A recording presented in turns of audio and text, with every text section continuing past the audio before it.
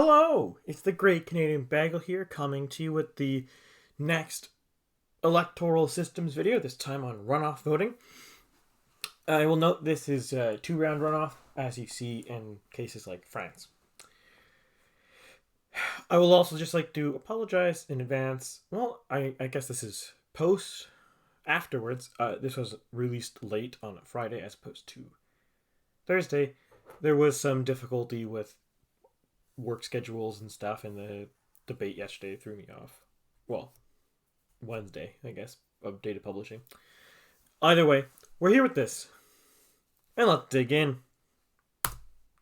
So, how does runoff voting work? So every voter gets one vote. If no candidate gets a majority of the vote, the top two candidates go to a second round. In the second round, each voter gets another vote. The candidate with the most votes wins. Pretty simple, pretty self-explanatory. Let's dig into what criteria it satisfies. So first, majority winner. This is true by definition. Any candidate who gets a majority of votes automatically wins regardless of the round. So, similarly with majority winner, though, as I've noted before, majority winner is kind of the gatekeeper criteria. There are systems that do not have majority winner as a aspect. Sorry, do not satisfy majority winner, but I don't think any of them are actually used in real life, and I'm probably not going to talk about any of them in this series. We'll see. Majority loser. So let there be candidate A, which is the least preferred candidate, be the winner of the election.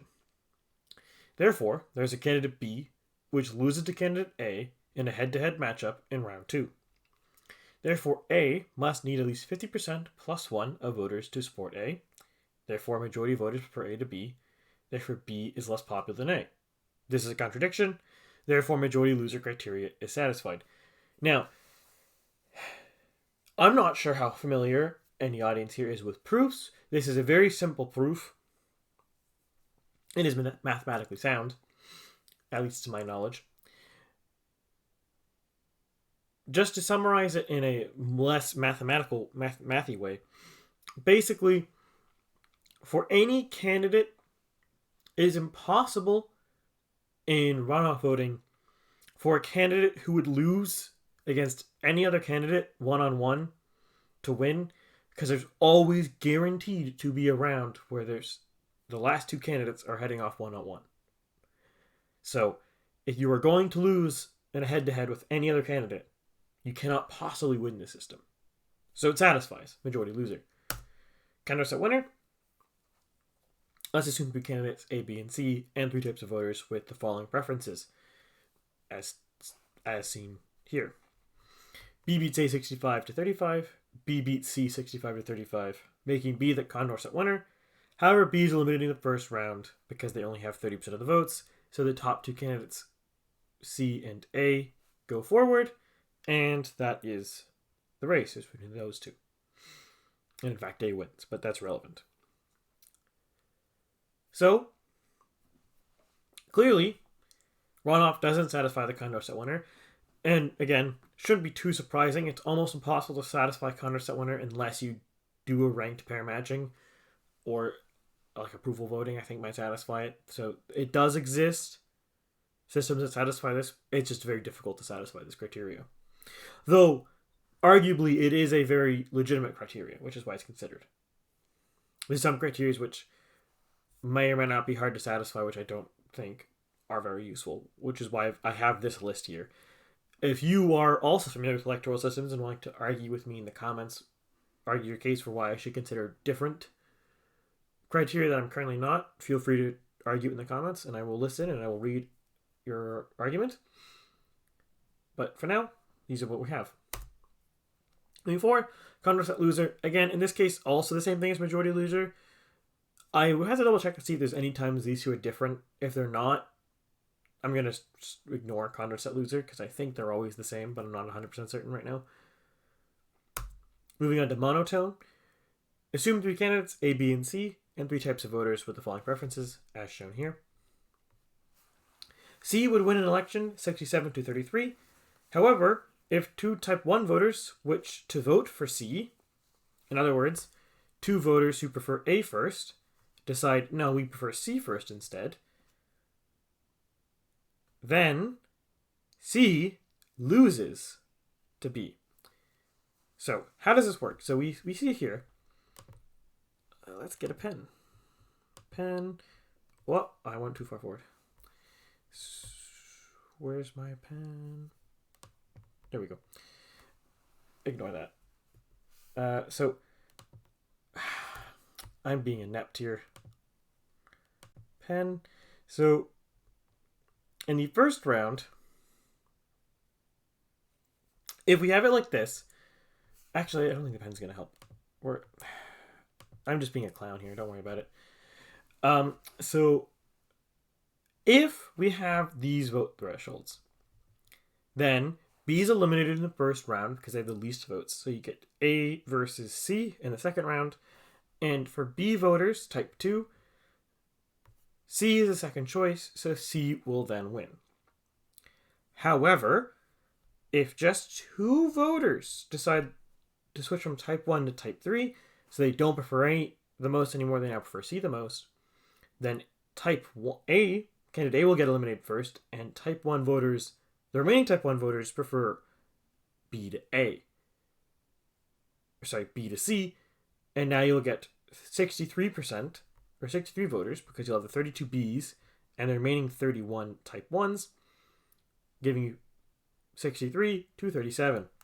So in other words, by voting, two candidates deciding to vote C first because they like C more have lost C the election. Oops. Going on to consistency. So again, consistency, just refresh. If you take an election and break it up into any arbitrary areas, then the election results from the sub areas are the same as if each sub area has the same election result, the overall group has that election result. If that makes sense. So if all the areas vote the same way, the overall should vote that way. So we look here, and in area 1, we have 4 voters who go ABC, 2 voters that go BAC, and 4 voters that go CBA. This middle category gets eliminated first. Their second choice is A, so then A wins 6-4. Area 2, again, 4 voters ABC, 6 voters BAC, and 3 voters CAB. CAB is eliminated first.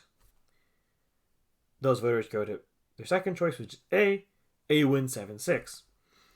Overall, though, you have 8 voters who are ABC, 8 voters who are BAC, 4 voters who are CBA, and 3 voters who are CAB. These two got eliminated, and B wins 12-11. Therefore, runoff does not satisfy consistency because the arbitrary sub-jurisdictions have the same winner, but differ from the overall winner. And I will note, this is a really big problem for gerrymandering because this makes it very... If you have enough information, this makes it very easy to gerrymander extremely hard compared to first past the post. You need a bit more information, but if you have that information, you can gerrymander very, very hard. Now to participation. So let's assume we have 3 candidates and 4 types of voters. So type 1 and type 1 star are the same voter, but type 1 star voters are unsure if they should vote. So we have type 2 who vote this way and type 3 who vote this way. So if they do not vote, the election looks like about... And this is removing their votes from the vote total, so this redistributing the percentages. So if they don't vote, then B beats C 53.8 to 46.2 because A is eliminated first, and that their vote, type 1 voters prefer B over C, so then B gets their second choice. If they do vote, their election looks like this. Type A goes the second round versus C because now A is more popular because there's more type 1 voters, but type 2 voters prefer C to B, C to A. So then C beats A 66.7 to 33.3. In other words, type 1 voters, by voting, made a worse outcome happen for them. Oops. Later, no harm. This is pretty self-explanatory. It's physically impossible for second round votes to affect first round votes because the first round votes have already been cast and tallied before the second round votes are even made. Same thing with later no help. It's physically impossible. The votes have already been counted. You can't affect a vote that's already been counted. Different tiers of members. Only a single tier, constituency level. Fantastic. Resistance to government change. Now, this is a trickier one. So, let's assume there's 3 candidates, A, B, C, and 4 types of voters. Let X and Y be vote share amounts such that X is greater than Y. In other words, type 2 and type 3 together have more voters than type 4 or type 1 individually. So, in this case, B wins Y plus X to Y against either A or C. It's a coin flip whether C or A gets the second round, if you look at this. Consequently, in this scenario, X over 2 plus 1 voters need to move from A to either A or C to force a government change. So to make that make sense, to help explain that, so picture here, so we have our type 2 and type 3s, and type 2 prefers A to C, and type 3 prefers C to A. So to stop B from winning, either all of the type 2 voters or all of the type 3 voters would have to switch their first and second choices to win. And then they'd have to get one more, because otherwise it'd be a straight tie. Self-explanatory, pretty high burden. And in principle, Y could go arbitrarily small, so this could theoretically be 50% plus 1 required to change government. So consequently, we have two scenarios here. And I will note, because I didn't do a best and worst case scenario for first past the post, because technically speaking, in the worst case scenario for first past the post, if you have one singular party, then it's the same as this worst case scenario. But unlike runoff voting, first past the post always creates a strong two-party system because there's no reason not to vote for the second choice. If that makes sense. Like, the way first past the post works is always going to break the spectrum down a center, and there's going to be a right wing and left wing party for whatever right and left mean in this system. Runoff voting can do that. You can have a right wing versus a left wing party very often. And if it does break into that, it becomes a very, very strong two-party system, because the spoiler effect is larger to a certain extent in runoff voting. Because if you have a spoiler party that, let's say you have a party that is more, like you have a left-wing party, a center-right party, and a new hard-right party. If the hard-right party goes the second round, the center-right vote block might split, and some will vote for the left-wing party over the hard-right party, causing votes to the hard-right party to actually make it more likely to lose the election for a general right-wing candidate. The other option is, and this is the worst case for runoff systems, is you get a strong centrist party and two flanking parties that are hard left, hard right. I think France could very well fall into the situation very soon. We'll see next couple elections. And the problem with this is then you get a situation where you need almost 50% plus 1 of voters to switch vote to change an election result, to change which party is forming government. Because, we'll again use the case of France. You have Macron's party, which is the centrist party, and then you have we're neglecting a lot of parties here, but then you have essentially Mélenchon and Le Pen on either's flank. And if we get a situation where it's Mélenchon versus Macron, Le Pen voters are more likely to support Macron to Mélenchon, or vice versa. It's not strictly true, but in general terms, that is true. And that is the big problem that runoff can get, is you can create a system where you effectively have one party rule because the centrist party is the only party that can actually win an election. It can be functionally impossible. Like, it's technically three parties, because you'll have a right-wing party and a left-wing party, but it's functionally impossible for them to form government. So it's effectively a one-party system. And runoff can cause that, which is a huge demerit for the system. It strongly rewards the party that gobbles the center the fastest, and it has such a strong spoiler effect to it that you can't have a second centrist party, because it'll just destroy the centrist bloc completely, really quickly. Which could fix it, but that, again, everyone who uses the system and the political strategists who use it would be aware of this, so they'd be very hesitant to split their party or split the vote, because it would be destructive completely. So then, difficulty to form government. Short term, multi-parties exist, but it's rare for multi-parties to have significant seat totals. You look at Australia, they actually use a form of this. They use instant runoff, but, or actually, why are we using Australia? France literally exists and uses the system verbatim. You look at France, there's multiple parties, but most of them don't actually get significant results. And eventually, they get bred down into one or two parties over time. We're even seeing the consolidation happening. Again, this is from the last French election. The election beforehand, it spread out a bit more. Now it's consolidating again. Long term, this will either devolve into a one-party system or a two-party system, and it'll be trivial. A one-party system, especially, you'll always form government. Very, very, very great.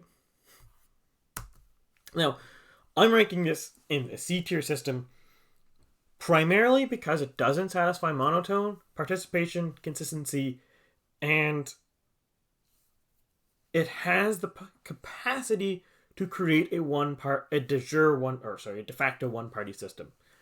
Technically, it's not a one-party system, but there's nothing stopping a strong centrist party from completely crushing all opposition to the point where they can no longer be replaced.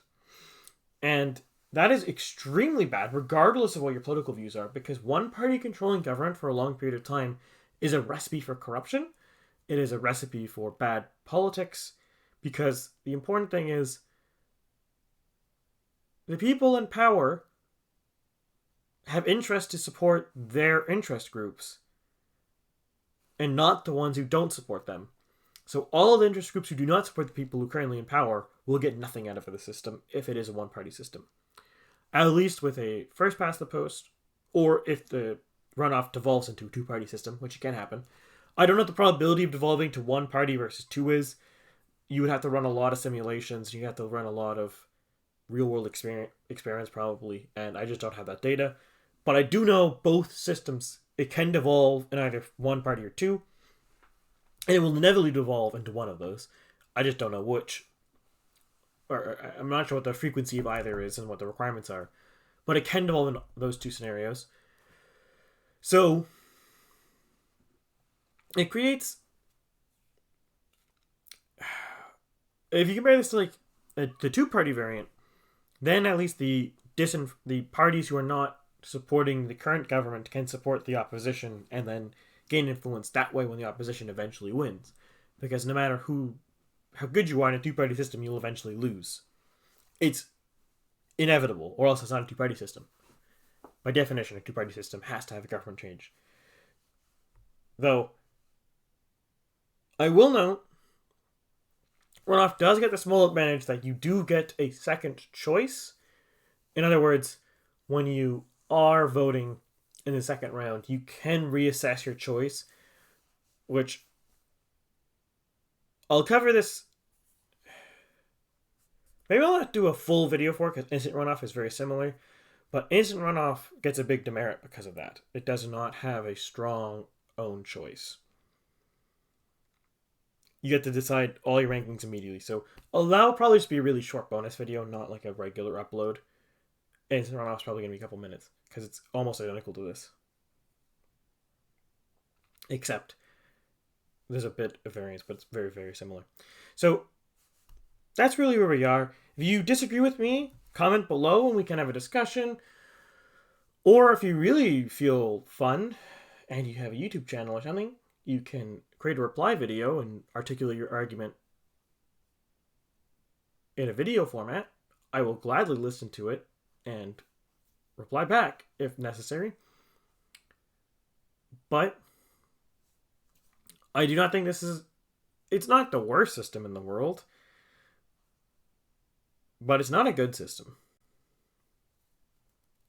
I think I would argue, by this chart, I am arguing, it is worse than first past the post, because participation, consistency, and monotonicity are so important, because otherwise you get people complain about strategic voting in first past the post. Strategic voting in runoff is nightmarish. You look at a real world example again, the last French election. If just 2% of the people who voted for Le Pen in the first round voted for Zemmour, that would have been Mélenchon versus Macron. That's not a lot of people you're talking about switching votes for. A very small amount. Or similarly, this is a larger threshold, but if 7% of Macron voters decided to vote anywhere else, and there was 13 other candidates, so there's plenty of other people to go to, then it would have been Mélenchon versus Le Pen, which would have been really bad for those voters, the voters who supported Macron. And I think there was probably plenty of Macron voters whose second choice was probably the Socialists or the Republicans. And they flipped those preferences around to vote conscience first and not vote strategy, Macron would have lost. And that would have been a really tragic result for them. Because by voting their conscience, they actually lost the election for the candidate. And yes, that happens in first past the post, but people sometimes argue that runoff systems remove a lot of strategic voting, or instant runoff. People also argue this really hard. But that's just not true. It's still there. It's just different. And it's the same thing when people argue, well, I don't like this election result, so therefore the voting system sucks. It's like, if you change the voting system, the entire election would have been different. So you can't just look at the final result of the election and say, yep, that's how it would have been if we used a different system. No. People in Canada use this all the time. They'll point out, like NDPers will point out an election and be like, if this was proportional, we would have gotten 50 seats or whatever. It's like, no, you wouldn't have, because if this was a proportional election, all the parties would be different. All the voting behavior would be different. Everything would be different. So you can't compare this result to what would happen under a different system. But that's a bit off topic. But just to wrap this up,